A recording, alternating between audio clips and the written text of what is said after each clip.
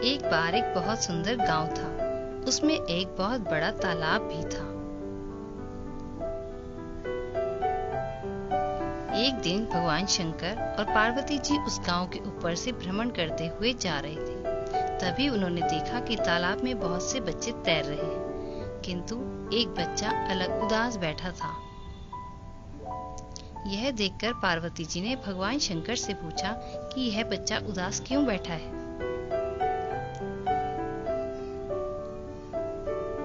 उस बच्चे के हाथ नहीं थे, इसलिए वह तैर नहीं सकता था, इसी कारण वह उदास बैठा है।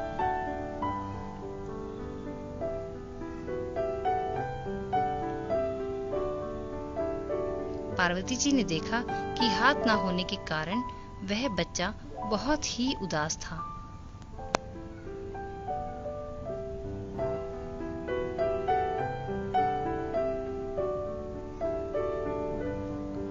पार्वती जी ने शंकर भगवान से प्रार्थना की कि उस बच्चे को हाथ प्रदान करें, जिससे कि वह भी अन्य बच्चों की तरह तैरने का आनंद ले सके।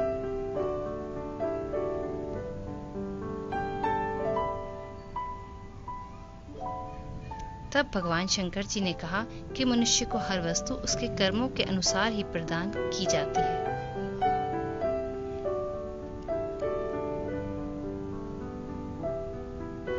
इसे हाथ उपलब्ध न कराने का कोई लाभ नहीं होगा, अपितु इसके बचे हुए गलत कर्मों का फल मिलना शेष रह जाएगा।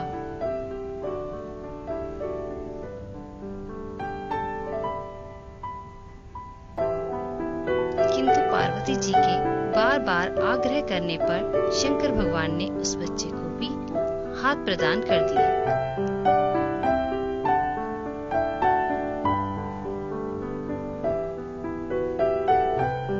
समय बाद वह बच्चा भी तैरना सीख गया और तालाब में तैरने का आनंद लेने लगा और खुश रहने लगा।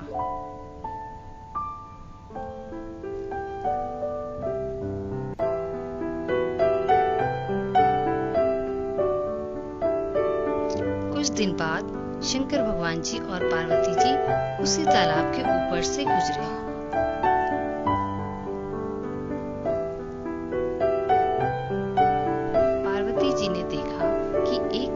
तालाब में तैर रहा है और बाकी सब तालाब के बाहर खड़े हैं।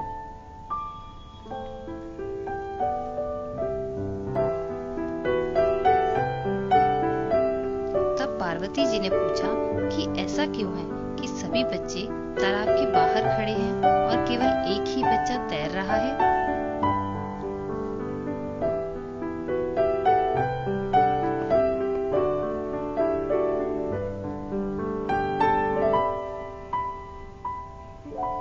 तब शंकर भगवान जी ने कहा कि यह वही बच्चा है जिसके पहले हाथ नहीं थे।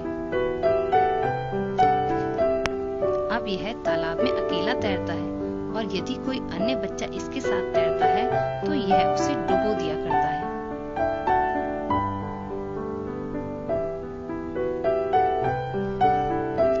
इसी के डर से बाकी सब बच्चे तालाब से बाहर खड़े हैं।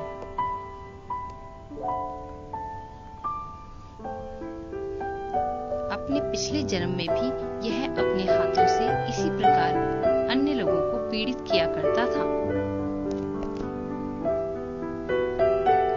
इसीलिए इस जन्म में इसे हाथ प्राप्त नहीं थे। अगले जन्म में भी इसे इस जन्म के किए दुष्ट कर्मों का परिणाम भोगना पड़ेगा। जब मनुष्य गुरु धारण करता है तो वह इस प्रकार के दुष्कर्म से बचा रहता है, क्योंकि गुरु सत्संग के द्वारा उसे इस प्रकार के गलत कर्म करने से बचा लेते हैं।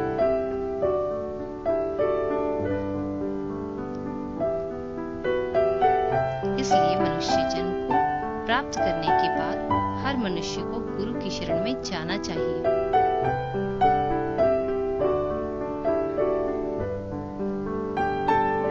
गुरु ही मनुष्य को सेवा प्रदान करके शुभ व अशुभ कर्मों के बंधन से मुक्त कर सकते हैं।